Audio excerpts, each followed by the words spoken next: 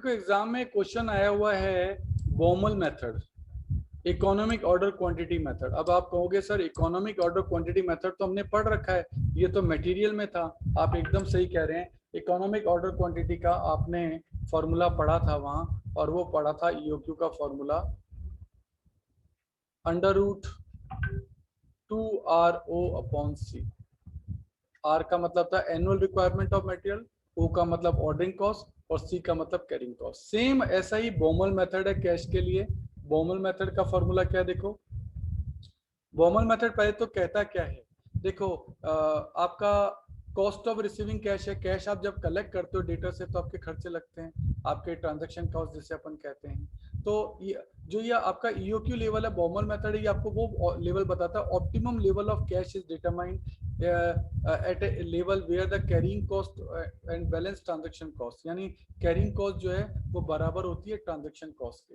Carrying cost यानी cash को रखने की कॉस्ट, ट्रांजैक्शन कॉस्ट का मतलब है कैश को रिसीव करने की कॉस्ट, ये दोनों बराबर होती है। तो इसका फॉर्मूला इन्होंने सेम वही बनाया है, अंडर रूट 2 अपना था अंडर रूट 2RO/C, इन्होंने बनाया अंडर रूट 2BT/I, नाम चेंज कर दिए। सी का मतलब है, पहले हमारा यहाँ ईओक्यू था, यहाँ सी का मतलब है ऑप्टिमम कैश लेवल, वहां था ऑप्टिमम इन्वेंट्री का जो ऑर्डर देना है, 2 तो है ही।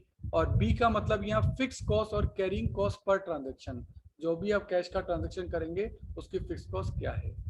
टी का मतलब है total cash required during the year, total cash required, वहां अपना आर था तो उसकी जगह टी आ गया। और आई का मतलब है इंटरेस्ट रेट पर मंथ या per year on marketable security I है।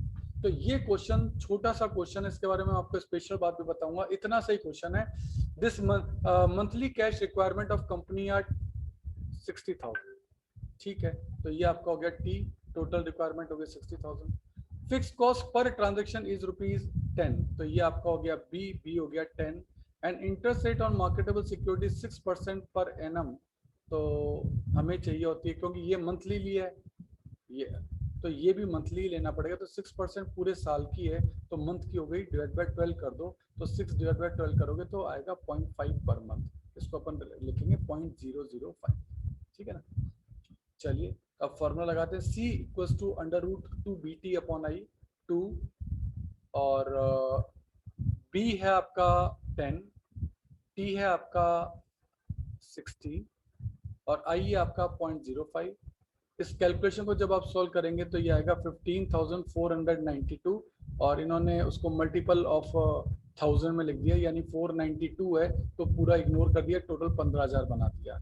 और हमने ये मान लिया कि वो है ना आपके 1000 के मल्टीपल में, इसलिए अगर यही 500 हो जाता ना तो मैं 16,000 कर देता। दस optimum cash balance to be held, हमेशा आपको कैश बैलेंस जो रखना है 15,000 रखना है, और एवरेज कैश बैलेंस जो है वो आपको एवरेज तो फिर आपका हो जाएगा डिवाइडेड बाय 2। तो इस तरीके से ये इतनी सी आपकी कैलकुलेशन है, और यू वोंट बिलीव ये क्वेश्चन, इतना सा क्वेश्चन 20 मार्क्स का एक बार एग्जाम में आ चुका है। तो अनबिलीवेबल क्वेश्चन था, केवल एक लाइन का इसका आंसर है, और ये 20 मार्क्स का क्वेश्चन आया हुआ है। सिंपल है, सी का फॉर्मूला लगाना है under root 2BT/I, under root 2BT/I की वैल्यू पुट करो, ये आपका आंसर आ गया, यही आपका आंसर है। उसके लिए 20 मार्क्स अलॉट किए गए थे, तो मजाक था ये क्वेश्चन, पर एग्जाम में आया हुआ है। तो ये वाला क्वेश्चन एक बार एग्जाम में आया हुआ है, तो मैं चाहूंगा ये वाला क्वेश्चन भी आप अपनी कॉपी में लिख लें। और ये आपका चैप्टर नंबर 12 से क्वेश्चन लिया गया है, एक ही फॉर्मूला है, ये फॉर्मूला आपको याद रखना है, और इसका इतना सही आंसर है, 20 मार्क्स का क्वेश्चन में आ चुका है। तो इस क्वेश्चन की जरूर से एक बार प्रैक्टिस कर लें।